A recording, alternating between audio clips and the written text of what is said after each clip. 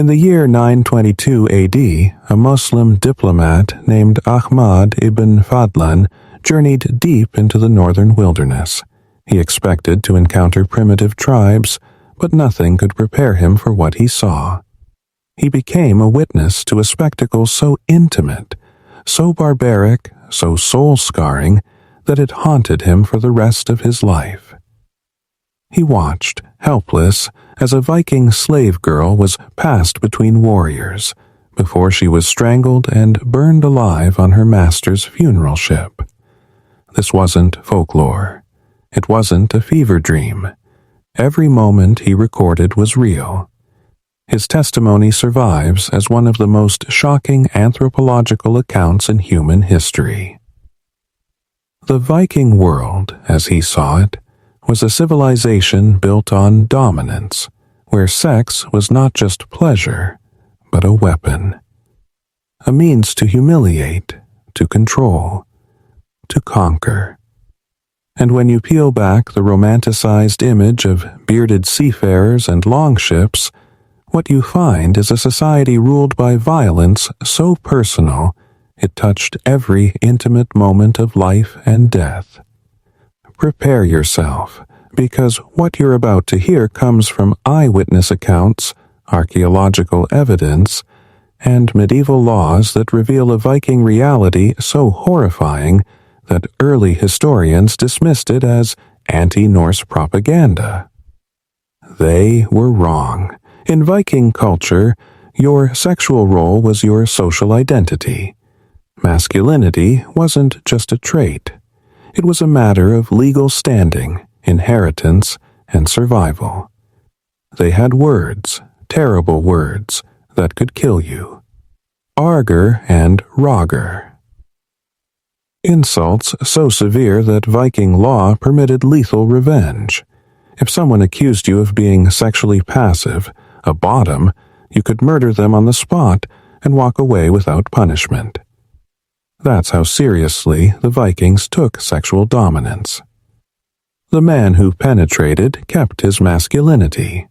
The one who didn't, he lost everything, his property, his weapons, his right to speak in court. The law was explicit. Being labeled sexually submissive made you less than a man, less than human.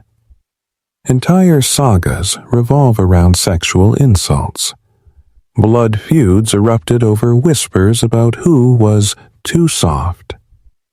In the saga of Burnt Njal, dozens die because a man's manhood was questioned. In Egil's saga, warriors cross oceans to avenge words spoken about their performance in bed.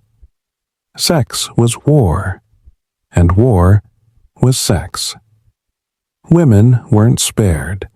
They wielded sexual humiliation like daggers. In the Laxdæla saga, one woman publicly accused her husband of being too gentle in bed. She divorced him and destroyed his reputation. Another left her husband because his shirt revealed too much chest, considered unmanly. This wasn't petty. It was power. Sexual dominance became a feedback loop. The more masculinity was challenged, the more violence was required to prove it. Viking men lived in constant fear of being marked as weak. That fear fueled cycles of brutality that turned entire communities into psychological war zones. Sex was never private. It was political, strategic, weaponized. Vikings weren't content with swords alone. They developed symbolic and literal forms of sexual violence as psychological warfare. One such horror was the klumhog, the shame stroke, a ceremonial cutting or stabbing of a man's buttocks after defeat to imply anal penetration.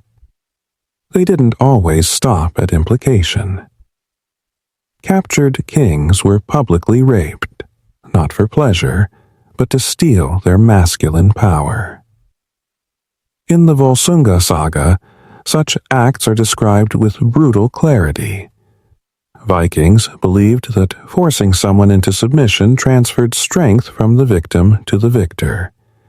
It was mystical, ritualized, and devastating. Men marked by sexual violation often took their own lives. The shame was unbearable. Their communities rejected them, seeing them not as victims, but as emasculated failures. The Viking economy ran on flesh. The slave markets of Dublin and York swelled with captives, many chosen for their beauty. They were sorted like cattle. The prettiest were reserved for warlords and chieftains. In the York Nienga saga, Earl Sigurd keeps a harem of Irish women, unnamed, unnumbered, disposable. Viking laws were clear: rape of a free woman, death; rape of a slave, a fine equal to the cost of damaged property. This wasn't just tolerated, it was institutionalized. Archaeological digs reveal that up to 30% of some Viking settlements were enslaved individuals. Many trafficked specifically for sexual purposes. Their suffering wasn't a side effect of war. It was the strategy. Communities hearing of Viking atrocities often surrendered preemptively, fearing the fate of their women and children.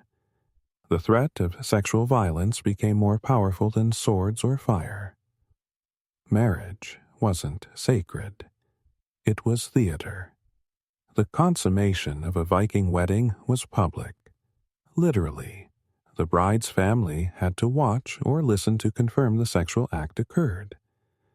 If they didn't hear moaning, gasping, or the telltale sounds of success, the marriage could be nullified, and the dowry reclaimed.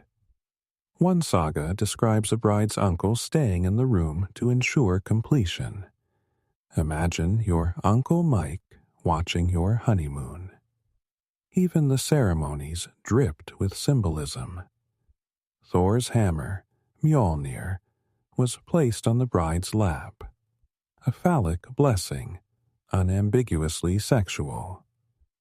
Priests blessed the bed with crude fertility prayers, and bloodied sheets were displayed the next morning as proof of virginity.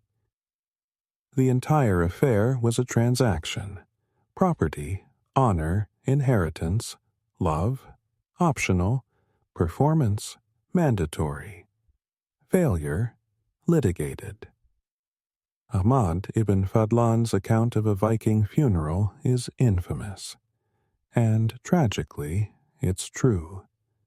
When a chieftain died, a slave girl was selected to join him in death. She non-teared, convinced she would reunite with her master in Valhalla. But the price was unimaginable. For days, she was drugged and raped, not as punishment, but as ritual. Viking men believed their energy, their spiritual essence, could be passed through her to the dead man. "Tell your master I did this out of love," they said. On the final day, she was brought to the funeral ship. 6 men had intercourse with her one last time. Then she was strangled and stabbed by the Angel of Death, an old woman who performed ritual murders. The ship was burned. The tribe watched. This was their idea of an honorable goodbye. Archaeological sites confirm Ibn Fadlan's horror. The Oseberg ship, among others, contains female remains showing clear signs of violent sacrifice. This wasn't a one-time anomaly. It was a recurring tradition. Viking society held a brutal paradox. Free women could own land, divorce husbands, run businesses, even choose their mates. A woman could leave her husband for poor bedroom performance and still keep her property. Consent mattered. For free women, But enslaved women had none. They were property, usable, discardable.